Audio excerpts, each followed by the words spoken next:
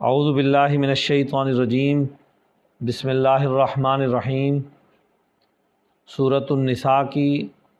آیت 5 کا مطالعہ کریں گے۔ قال تبارک و تعالی ولا تؤتوا السفہاء اموالکم التی جعل اللہ لکم قیاما وارزقوہم فیہا واکسوہم وقولوا لہم قولا معروفا۔ صدق اللہ العظیم۔ ارشاد باری تعالیٰ ہے، اور اپنے وہ مال جنہیں اللہ نے تمہاری زندگی کے قیام کا ذریعہ بنایا ہے بے سمجھوں کے حوالے نہ کرو، البتہ انہیں ان مالوں سے کھلاتے اور پہناتے رہو اور انہیں نصیحت کی بات کہتے رہو۔ اس صورت میں معاشرتی اخلاق کے بعد معاشی اخلاق پر گفتگو ہو رہی ہے، اور خاندان کے یتیموں،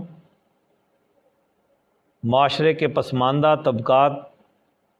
کے مالوں کی حفاظت کیسے کرنی چاہیے اور ان کے مالی حقوق کیسے ادا کرنے چاہیے، اس پر بات ہو رہی ہے۔ پچھلی آیت میں یہ کہا گیا تھا وَآتُوا، کہ ان کو دے دو۔ یہاں پر بات ہو رہی ہے وَلَا تُؤْتُوا، کہ نہ دو۔ اب اس میں فرق ہے، دینے میں بھی ان کے حق کی حفاظت کی گئی اور یہاں نہ دینے میں بھی ان کے حق کی حفاظت کی گئی ہے۔ کہ اگر بچے چھوٹے ہیں، اس پوزیشن میں نہیں ہیں کہ وہ مال کی حفاظت کر سکیں، تو پھر یہ مال جو ان کی وراثت میں آیا ہے، یہ مال ان کو ابھی ان کے حوالے نہیں کرنا۔ یہاں تو سفہاء کا لفظ آیا ہے۔ سفہاء یعنی ایسے بے سمجھ لوگ جو مال کی قدر و قیمت کو نہ جانتے ہوں، جو مال کی حفاظت کرنا نہ جانتے ہوں، کیونکہ یہ مال جو ہے انسانی زندگی کا بہت بڑا سرمایہ ہے۔ مال سے مراد صرف پیسہ ہی نہیں ہوتا، مال سے مراد بہت ساری چیزیں ہیں۔ یہ جانوروں کی صورت میں بھی ہو سکتا ہے، یہ کسی ایسٹ کی صورت میں بھی ہو سکتا ہے، اور یہ زر کی صورت میں بھی ہو سکتا ہے۔ تو اس لیے یہاں پر کہا گیا کہ یہ جو مال ہے، یہ انسانی زندگی کی ضرورتوں کو پورا کرنے، انسانی زندگی کو درست طریقے سے چلانے، انسانی زندگی کو قائم کرنے میں بڑی اہمیت رکھتا ہے۔ بہت ہی اہم اور بنیادی چیز ہے یہ۔ تو اس لیے یہاں پر کہا گیا کہ اس کو ضائع ہونے سے بچاؤ، اس کی حفاظت کرو۔ اس کی حفاظت کا طریقہ کار یہ ہے کہ اس کو ضائع ہونے سے بھی بچاؤ اور اس میں اضافہ بھی کرو۔ اس مال کو کسی مناسب جگہ، مناسب کاروبار میں بھی لگاؤ، اور خاص طور پہ آج کے دور میں جس میں کرنسی کا ایسا نظام بنا دیا گیا ہے کہ جو کم ہوتی رہتی ہے، تو اس کو کسی ایسے کاروبار میں لگانا چاہیے جس سے وہ اپنی اصل مقدار جس میں وہ بندہ چھوڑ کر گیا تھا اس پر قائم رہے، بلکہ اس میں اضافہ ہو، بڑھوتری ہو۔ اب ظاہر ہے کہ یہ جب تم اسے کاروبار میں لگاؤ گے تو اس کاروبار سے فائدہ ہوگا، تو شراکت کے اصول پر اس میں تم بھی اپنا حصہ لو گے اور ان بچوں کے لیے بھی مال میں اضافہ ہوگا۔ اب اس مال سے تم ان کی ضرورتیں پوری کرتے رہو، ان کے حوالے نہ کرو۔ جب تم اسے کاروبار میں لگاؤ گے تو اب ان بچوں کی دیکھ بھال میں، ان کو کھلانے پلانے میں، ان کے لباس میں، یہاں تک کہ اگر وہ ان کو تعلیم دینی ہے، یعنی ان کی ذہنی صلاحیت بنانے کے لیے، اس کے لیے ان پر خرچ کرتے رہو۔ ان کی جسمانی صلاحیت بھی بناؤ، ان کو اچھا اور عمدہ لباس بنا کر انہیں سوسائٹی کا باوقار فرد بھی بناؤ، اور ان کی ذہنی صلاحیت بڑھا کر انہیں باشعور بھی بناؤ، دستور کے مطابق انہیں تعلیم دو،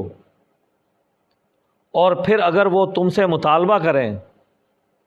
کہ یہ مال ہمیں دے دو،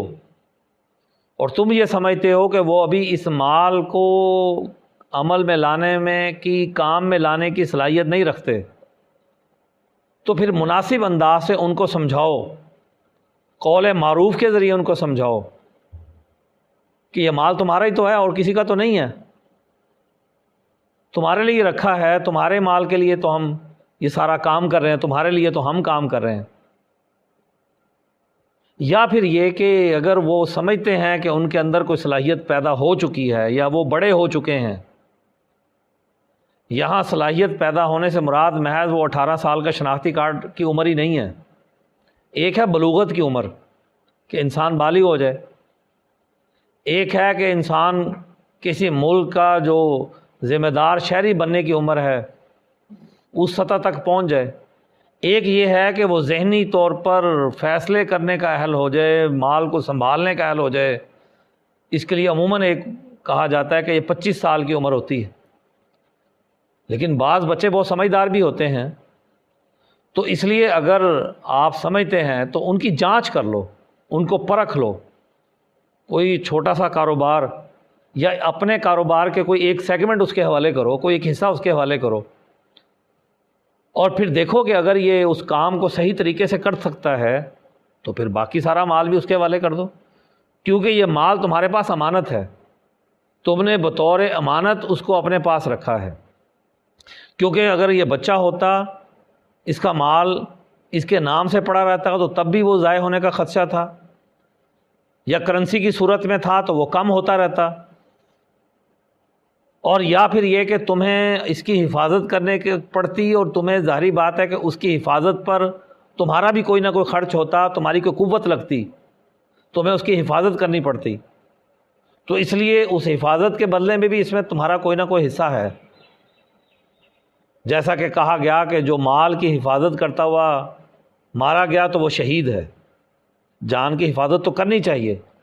لیکن اگر اس مال کی حفاظت کی اور مال کی حفاظت جس پر دوسروں کا حق تھا تو اس کی حفاظت کرتے ہوئے مارا گیا تو وہ شہید ہے۔ تو اب اس مال کو کسی اچھے سے کاروبار میں لگاؤ، اور پھر اس کاروبار سے منافع ہو تو کچھ حصہ تم نے بھی اپنی ضرورتیں پوری کرنی ہیں، تو اس لیے تو کہا گیا کہ یہ زندگی کا سرمایہ ہے، اور اصل گارڈین، اصل اس کے مال کے حقدار یہی بچے ہیں جن کا والد چھوڑ کر گیا۔ اس میں تمہارا کوئی حق نہیں ہے، صرف اتنا ہی حق ہے جتنا اس کی حفاظت پر تمہارا خرچ اٹھ رہا ہے، یا تم جو اپنی محنت لگا رہے ہو اس محنت سے اپنا حق حاصل کر لو جو تم نے محنت کی ہے۔ تو یعنی ان بچوں کو، بے سمجھ بچوں کو مال دینا یہ کوئی مناسب نہیں ہے۔ اس مال کو کاروبار میں لگاؤ، اس مال کو بڑھاؤ، خود بھی فائدہ اٹھاؤ، اور ان کے مستقبل کی بھی حفاظت کرو۔ آپ نے کبھی دیکھا ہوگا کہ ایک چھوٹے سے بچے کو آپ پیسے دیں، عموماً عید کے موقعوں پر ہم بچوں کو عیدیاں دے دیتے ہیں، اب وہ عیدی ان کی روز مرہ کی جیب خرچی سے زیادہ ہوتی ہے، تو بچے کیا کرتے ہیں، وہ اپنی ذہنی استطاعت کے مطابق پہلے جہاں ایک چیز کھاتے تھے اب وہاں 5 کھا لیں گے آج کے دن میں، اور انہی دنوں میں بعض بچے اپنی طبیعت بھی خراب کر لیتے ہیں فالتو چیزیں کھا کر، یا بیکار کی چیزیں کچھ خرید لیتے ہیں جو کسی کام کی نہیں ہوتی۔ تو بس ایسے ہی ہے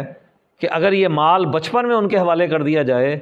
تو پھر وہ ایسے ہی اس مال کو اڑا دیں گے، یا جوانی میں جب انسان کی ذہن کے اندر بہت ساری خواہشات یا کچھ سٹینڈرڈ کچھ چیزیں اس کے ذہن میں بس جاتی ہیں تو وہ ان پر خرچ کر دے، دکھلاوے کی چیزوں پر خرچ کر دے، کوئی بہت ہی اچھا عمدہ لباس، کچھ مشہوریاں دیکھ کر کچھ برانڈڈ چیزیں خریدنے کی، یا اپنے ارد گرد کے دوستوں کو دیکھ کر کوئی ایسی سواریاں اپنے لیے خرید لے، وہ سواری تو گھس کے خراب ہو جائے گی، ختم ہو جائے گی، کل کو اس کی قیمت ڈاؤن ہو جائے گی، تو یہ تو پیسے اڑا دے گا۔ تو اس کو کاروبار سکھاؤ، تو جب یہ کاروبار سیکھ لے، اس کاروبار کو چلانے کا اہل ہو جائے، تو پھر اصل مال کا حقدار تو یہی ہے، تو یہ مال اس کو دے دو۔ تو اس طرح یہاں پر بڑا واضح طور پر کہا گیا کہ جب تک یہ ناسمجھ ہیں تو ان کو مال نہ دو، اس مال کو کام میں لے کر آؤ، اس میں اضافہ کرو۔ اس دوران میں اس مال سے ان کی معاشی، ان کے کھانے پینے کی، ان کی لباس کی، ان کی تعلیم کی ضرورتیں پوری کرو، اور ان کو اچھی بات، عقل کی بات، نصیحت کی بات ان کو سمجھاتے رہو اور کہتے رہو، تاکہ ان کا ذہنی ارتقاء ہوتا رہے، یہاں تک کہ یہ باشعور فرد بنے، یہ ذمہ دار فرد بنے۔ تو اللہ تعالیٰ سے دعا ہے